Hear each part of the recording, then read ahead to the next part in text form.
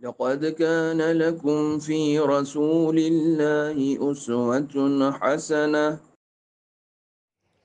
اعوذ باللہ السمیع العلیم من الشیطان اللعین الرجیم بسم اللہ الرحمن الرحیم الحمد للہ رب العالمین والصلاة والسلام علی خاتم النبیین وعلی آلہ الطاہرین لا سیما علی امیر المومنین لقد تحدمت واللہ ارکان الہدا قد قتل علی المرتضیٰ۔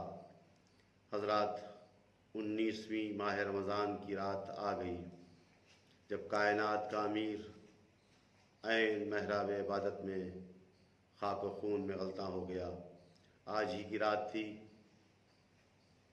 جب مسلمانوں کے امام پیغمبر اسلام کے وصی برحق ولی پروردگار اپنی زندگی کی آخری رات اپنی بیٹی ام کلثوم کے گھر میں افطار کے وقت موجود تھے۔ بیٹی نے دسترخوان پہ لا کے دودھ اور نمک دونوں نعمتیں رکھیں۔ کائنات کے امیر نے فرمایا، بیٹی، علی کبھی دنیا کی دو نعمتوں سے ایک ساتھ فائدہ نہیں اٹھاتا۔ ام کلثوم نے چاہا کہ نمک کو ہٹا لیں، علی نے آواز دی دودھ کو ہٹا لیا جائے۔ نمک سے روزہ افطار کرنے کے بعد پوری رات عبادت پروردگار میں بسر کی۔ کبھی حجرے میں جاتے اور کبھی صحن خانہ میں جا کے آسمان کے ستاروں کی طرف دیکھتے، گویا لقاء الہی کے جذبے سے سرشار علی کی زندگی کی آخری رات ہو۔ صبح نمودار ہوئی۔ تاریخ بیان کرتی ہے کہ دروازے کے قلابے سے لے کر گھر کی بتوں تک نے راستہ روکا، لیکن شوق دیدار الہی میں مولا کائنات گھر سے باہر نکلے، محراب عبادت میں پہنچے۔ ابن ملجم مرادی کی تلوار چلی اور مظلوموں کا سہارا، بے کسوں کا مددگار، یتیموں کا باپ عین محراب عبادت میں خاک و خون میں غلطاں ہو گیا۔ فضائے کوفہ میں آواز گونجی، لقد تحدمت واللہ ارکان الہدا قد قتل علی المرتضیٰ۔ کاش دنیا سمجھتی محراب عبادت میں انتہائی سادگی کے ساتھ زندگی بسر کرنے والی یہ شخصیت اپنے معبود کی بارگاہ میں کس انداز میں عبادت الہی بجا لا رہی تھی۔ شقی نے اتنا رحم بھی نہیں کھایا اور عین محراب عبادت میں مولا کائنات کے سر پہ ضرب لگی۔ پوری دنیا اس شخصیت پر ناز کرتی ہے۔ کائنات میں ایسی منفرد شخصیت شاید پیغمبر اسلام کے بعد کوئی اور نہ ہو۔ وجہ خلقت کائنات، نور رسالت کا ٹکڑا، ولی پروردگار، جس کی مدد سرائی پر خود خالق کائنات قرآن مجید کی کم سے کم 300 آیتوں میں فخر و مباحات کرتا ہے۔ یوں تو پورا قرآن مولا کائنات کی مدد سرائی کرتا ہے، لیکن مفسرین نے بیان کیا کہ کم سے کم 300 آیتیں قرآن مجید کی مولا کائنات کی شان میں نازل ہوئی ہیں۔ پیغمبر اسلام صلی اللہ علیہ وآلہ وسلم کی متعدد احادیث آپ کے فضائل و کمالات کو بیان کرتی ہیں۔ مولا کائنات حضرت علی ابن ابی طالب علیہ السلام پوری دنیا کے لیے ایک بہترین کردار، ایک آئیڈیل سیرت اور ایک بہترین نمونہ عمل ہیں۔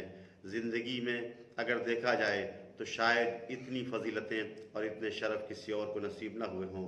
ولادت خانہ کعبہ میں، تربیت آغوش رسالت میں، پوری زندگی نصرت اسلام میں، اور شہادت عین محراب عبادت میں۔ گویا خدا کے گھر سے شروع ہونے والا یہ سفر خدا کے گھر پر مکمل ہو رہا ہے، اور کسی طرح کی آہو نالہ زاری کے بجائے آواز آتی ہے، فزت ورب الکعبہ، رب کعبہ کی قسم میں کامیاب ہو گیا۔ کائنات علی کے فضائل کو سنے، علی کے فضائل کو سمجھے اور علی کی سیرت و کردار پر عمل کرے تو پوری دنیا امن و امان کا گہوارہ بن جائے۔ وہ علی جس نے حیات پیغمبر میں ہر لمحہ میدان جہاد میں بسر کیا تھا۔ پیغمبر اسلام صلی اللہ علیہ وآلہ وسلم کے بعد دین اسلام کی بقا اور دین اسلام کی آبیاری کے لیے اس تلوار کو نیام میں رکھ لیا، مصائب برداشت کیے، ہر لمحہ اپنی زندگی میں مصیبتوں کا سامنا کیا لیکن تلوار باہر نہ نکالی۔ گویا اسلام کا پروان چڑھنا اور اسلام کی بقا وہ عظیم ترین مقصد تھا جو اگر تلوار چلانے سے حاصل ہوتا تو علی تلوار چلانے کے لیے تیار تھے، اور اگر تلوار روک لینے سے حاصل ہوتا تو علی نے 25 برس کی خاموش زندگی بسر کر لی لیکن اسلام پر آنچ آ جائے اسے برداشت نہ کیا۔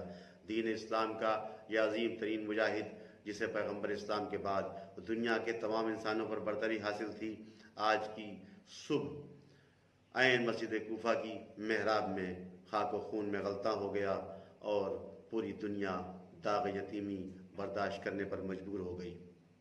دنیا محسوس کرے محراب عبادت میں علی کے فرق مبارک پر جب تلوار چلی ہے اور حسنین کریمین مسجد میں وہ منظر دیکھتے ہیں کہ کائنات کا امیر خاک و خون میں تڑپ رہا ہے، اس موقع پر پہلے نماز کو ترجیح دی جاتی ہے۔ امام حسن علیہ السلام نماز پڑھاتے ہیں، مولا کائنات بیٹھ کر نماز ادا کرتے ہیں۔ تاریخ بیان کرتی ہے نقاہت کا عالم یہ ہے کہ کبھی داہنی طرف گرنے کی کیفیت ہوتی ہے، کبھی بائیں طرف گرنے کی کیفیت ہوتی ہے۔ نماز مکمل ہونے کے بعد امام حسن آگے بڑھتے ہیں، باپ کو سہارا دیتے ہیں، آنکھوں میں آنسو ہیں۔ ایک مرتبہ آنکھوں سے ٹپکتا ہوا آنسو مولا کائنات کے رخسار پہ گرتا ہے۔ مولا کائنات آنکھ کھولتے ہیں، بیٹا حسن تم گریہ کر رہے ہو، بیٹا حوصلہ رکھو، بیٹا یہ گریہ کا وقت نہیں ہے۔ تاریخ نے بیان کیا امام حسین جب اپنے بابا کو لے کے گھر کی طرف جا رہے تھے تو گریہ کا عالم یہ تھا کہ گھر تک پہنچتے پہنچتے شدت گریہ کی بنیاد پر آپ کی آنکھیں زخمی ہو گئی تھیں۔ مولا کائنات نے دیکھا، اپنے شہزادے کو قریب بلایا، بیٹا حسین صبر کرو بیٹا، یہ موقع گزر جائے گا، یہ گریہ کا موقع نہیں ہے، صبر کی منزل ہے۔ لیکن تاریخ نے وہ منظر بیان کیا، رہبر معظم انقلاب بیان کرتے ہیں جس وقت علی کو گھر لے جایا گیا اور اس جگہ پر لے جایا گیا جہاں آپ نماز ادا کرتے تھے، آپ کو جس وقت لٹایا گیا اور آپ کی بیٹیاں آپ سے ملاقات کرنے کے لیے آئیں، اس وقت بیٹیاں بھی رو رہی تھیں اور علی جو اس سے پہلے حسن کو تسلی دے چکے تھے، امام حسین کو سمجھا چکے تھے، بیٹیوں کو دیکھا تو آپ بھی بلند آواز سے گریہ کرنے لگے۔